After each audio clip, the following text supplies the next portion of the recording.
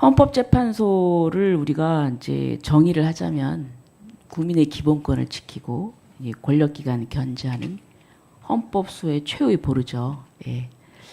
어떤 한쪽 이념에 치우쳐서는 안 되겠죠. 네. 그렇죠? 예. 그래서 이 구성 원리를 보니까 헌법재판관이 9명입니다. 근데 9명인데 대통령, 국회, 대법원장, 우리나라의 그 상권 분립에 이 행정부, 입법부, 사법부 골고루 3명씩 추천하도록 돼 있어요. 그래서 권력 간의 상호 견제가 작동되도록 이런 분산 장치를 두고 있는 것이죠. 이거는 이제 다양한 시각에서 이 헌법적인 균형을 도모하려는 87년도 그 제정 헌법의 그 당시의 그 뜻이었던 것 같습니다. 근데 지금 이게 좀 무너지고 있어요. 그래서 지금 보면은 아까 우리 그 다른 의원님들께서도 지적을 했는데 이게 구성이 좀 편향돼 있다. 국제인권법 연구회 출신으로 편향돼 있고 또 진보 우위 구도다. 그리고 또 우리가 이제 여태까지 경험상 보면요, 이 헌재 결정이 자신을 추천한 진영의 이념의 대리인으로서 굉장히 철저했어요. 그래서 그 쟁점에 있어서 그 진보 성향 재판관들은 상당히 결론이 아주 일치합니다. 뭐 아주 뭐랄까 단결이 될 정도로 이런 정도까지. 그런데 이거는 좀 그 우리가 헌재에 대해서 그 어떤 정치적인 중립성이나 독립성을 우리가 기대를 했는데 그것이 무너지는 게 아니냐. 그리고 이거는 또 법원에도 또 비슷해요. 그래서 이제 어떤 사건이 배당되면은 당사자들이 제일 민감한 게 이 판사가 우리법 연구회 출신이냐, 국제인권법 연구회 출신이냐 이런 거예요. 근데 이러한 것들이 굉장히 위험한 것이 이제 베네수엘라입니다. 베네수엘라 같은 경우에 차베스 정권이 2004년도에 대법관 수를 20명에서 32명으로 확대했어요. 그리고 친정부 인사를 다수 임명했고 그래서 사실상 사법부를 장악했습니다. 그래서 사법부 독립은 이제 붕괴됐고 이 정상적인 판단 대신에 정권 옹호 판결이 반복됐습니다. 그래서 민주주의 기반이 완전히 붕괴됐고 지금 베네수엘라는 지금 최빈국으로 전락했습니다. 이게 굉장히 중요합니다. 이 사법적인 정의와 그 나라의 경제 발전이 굉장히 그 중요한 관계가 있는 거죠. 자, 그런데 이제 또 우리 그 후보자님은 지금 대법관 재직 시에 이재명 당시 그 경기도지사 공직선거법 위반 사건에 무죄 취지 다수 의견에 동참해서 보훈은사라는 이제 의혹이 제기되고 있어요. 예. 근데 이제 보니까 후보자뿐만 아니라 그 당시 재판을 도왔던 그 분들이 다들 지금 뭐 국회의원도 되시고 또 중요한 공직에 임명이 됐어요. 근데 또 우리 그 후보님은 지금 헌법재판관으로 임명되자마자 바로 소장으로 임명이 됩니다. 이게 뭐냐면 기존의 그 정영식 재판관이 연수원 17기, 조한창 재판관은 18기, 김영두 재판관은 19기예요. 지금 후보자는 20기시죠. 네. 완전히 3기를 뛰어넘었어요. 근데 이걸 보면서 앞으로 있을 사건을 방탄하기 위한 또 청탁 인사가 아니냐, 이런 의문을 제기하고 있습니다. 이 부분에 대해서는 어떻게 생각하십니까? 그런 우려가 기후가 될 수 있도록 늘 마음가짐, 판단 신중하게 하겠습니다. 네, 앞으로 저희들이 예의주시하겠습니다. 그리고 또 아까 이제 그 부동산 문제인데요. 이미 2018년 12월 달에 보니까 대법관 이제 그 되시면서 인사청문회가 있었어요. 그때 이 부분이 이제 많이 거론이 됐습니다.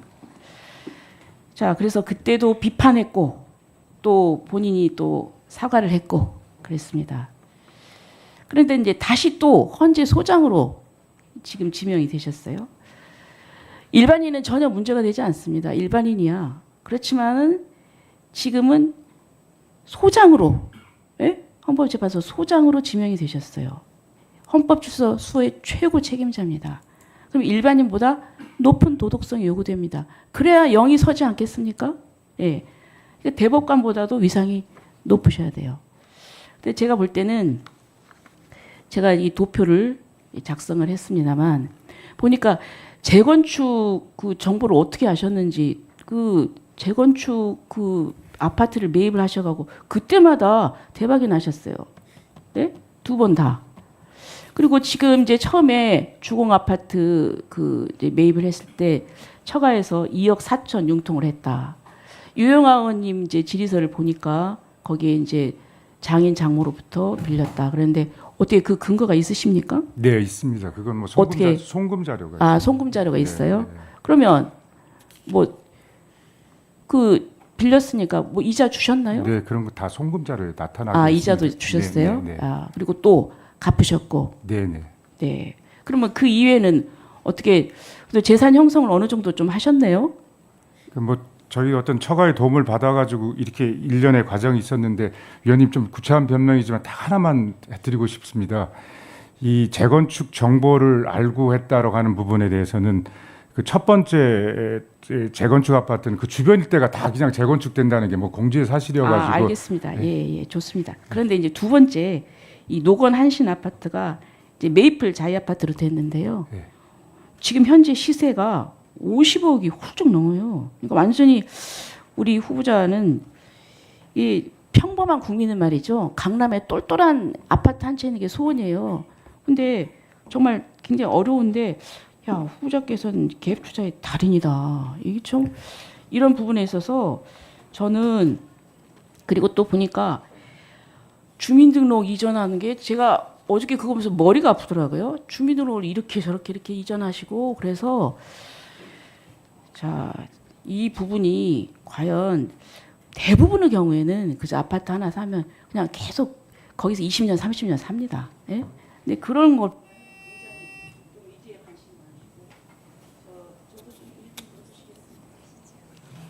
자, 그다음에 또 이제 가장 근본적인 문제로 또 들어가겠습니다. 네. 지금 우리나라는 삼권 분립이 맞습니까? 네. 삼권 분립. 근데 지금 이 삼권 분립이 아주 흔들리고 있어요.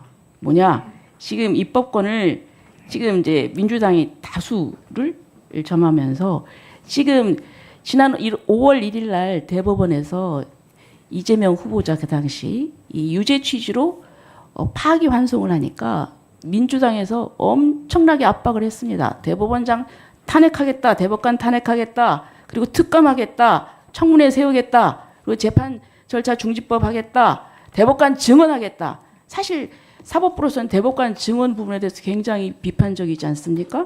뭐 30명 증언, 100명 증언하겠다. 그다음에 또 헌법재판소에서 그 대법원 판결에 대해서 또 소원을 하는 그런 걸 인정을 하겠다.